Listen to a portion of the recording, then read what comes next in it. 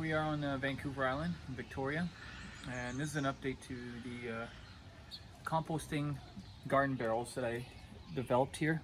There's 48 pockets all the way around, and this has been in installation now for a month, and I planted this with mostly seedlings, and some of them I did actual seeds. If you want to know what they look like, that's this one here that has not been really planted yet, but it will be, and that's the purpose of this video, is to give you an update of what I've learned so far with these. I've barely watered these. Now it's raining a little bit, so it helps out quite a bit, but I am probably gonna water them. Here's one thing I've really noticed that's a big difference. I want to share that with you. Is this is arugula. This is the same identical batch of plants. These ones are shot up and they're gonna flower, so you know they're finished early. They are an early breed, but look at the difference in quality of plant. Exact same soil here and here. No extra fertilizers, no nothing. Watered, same frequency. But look at the difference coming out of this planter versus this one. One of the big differences, this is inoculated with composting worms. And over here in the center, I'll take a quick look in here. That is where you throw all your food scraps right down the middle there. And that will go down and compost about 4 inches per day on average. So I got a lot of room in here that I can add more. I've inoculated this with worms. And if you follow me over here, I'll show you what I've done. So we live on the rooftop of a building. And if you look over here, there's a lot of things that come off the trees, right? That was all soil that is in that box there. And what I've done is I've collected as many worms as I could because it was absolutely loaded with worms. So I said to myself, okay, well, you know what? I'm just gonna create a worm farm with this. And as you can see, look at how many bugs are here. This is just thriving and breaking food down like super quick. So there's a lot of worm castings in here.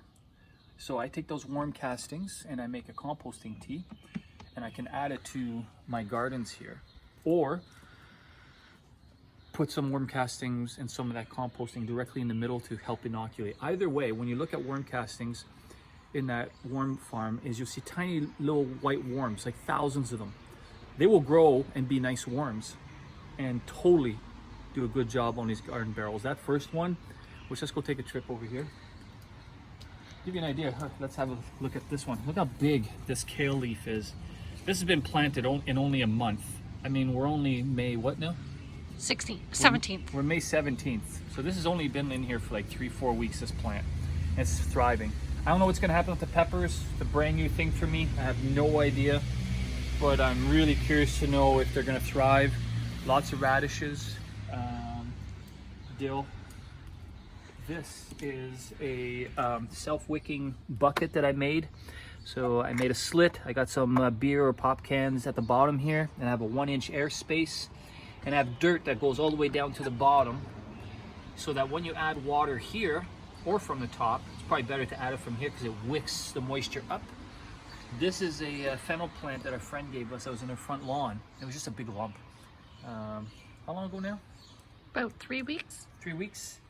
Literally in the last like 3-4 days, it shot up more than double its height. So it's really thriving in these buckets here, which I'm really happy about. We got some squash happening. We got zucchini and cucumber. I don't know if they'll go or not. This is kind of a hit and miss on this one, so I'm still learning. We got fresh kale growing, lots of arugula, as you saw. Like, this is absolutely delicious arugula. Everything's just really taken off, so you guys can see for yourself. Spinach leaves. I think these barrels are really suited for spinach. Like, they grow so incredibly fast. It really is surprising. Super healthy. No extra fertilizer except for the worm castings. I don't have a pest problem. Amazing. Celery starting to thrive majorly here. I'm planting a lot of radishes. I've learned the hard way by not planting the seeds too close together and having this horrendous thing, but you know what, you got to have fun with this and learn with it. Another reason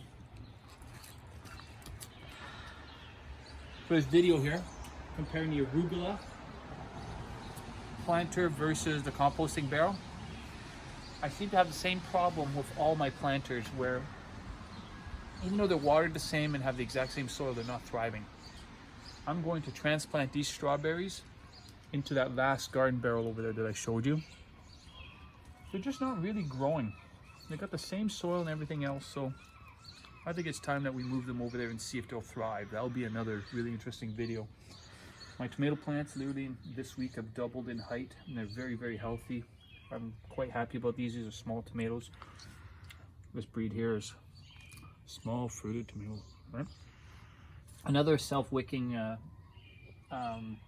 barrel, or bucket I should say. I learned this from Leon on YouTube. If you do Leon self-wicking tubs, you'll find all the information you need. Lots of lettuce. Like, I mean, this, I've been eating this for quite some time.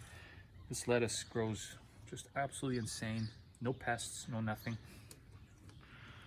The wonderful thing about Vancouver Island is we can grow limes. These are orange limes, I believe. Then we got a lemon tree here. I think I'm going to transplant this one. And we have lots of broccoli, and I got Brussels sprouts growing at the bottom. But I think you can tell that there's a good amount of health coming from these garden barrels. I mean, this is good. Look at the Swiss chard. I mean, this is, to me, this is success so far. I'm trying a whole bunch of different things, so please don't make fun of it for nothing. I'm growing some beets up here on the top. These onions that you see here are actually store-bought green onions, and I cut them down to about 1/2 inch and let them grow back. So as you can see, they grow back really quickly. In comparison, these are seedlings that I planted. They were about 5 inches tall when I planted them, compared to store-bought. Literally, you buy the store-bought ones, you don't have to buy onions again. They just keep growing. Especially on this climate zone, I think it'll grow all year round. I find that all these balcony planters are great for certain things, like mints and oregano and things like that. They'll do fine. Even cilantro is not so bad. But if you do that comparison to the arugula, if you want a productive garden that's going to give you some really good leafy greens, you need to do it in these and not in small planters like this. Definitely. Another one that's sprouting up.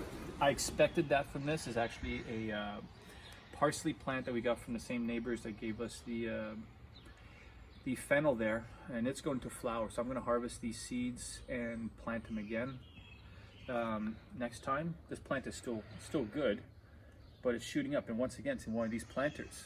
How different would it have been if I replanted it into one of our garden barrels? It probably would have thrived much more. We'll see.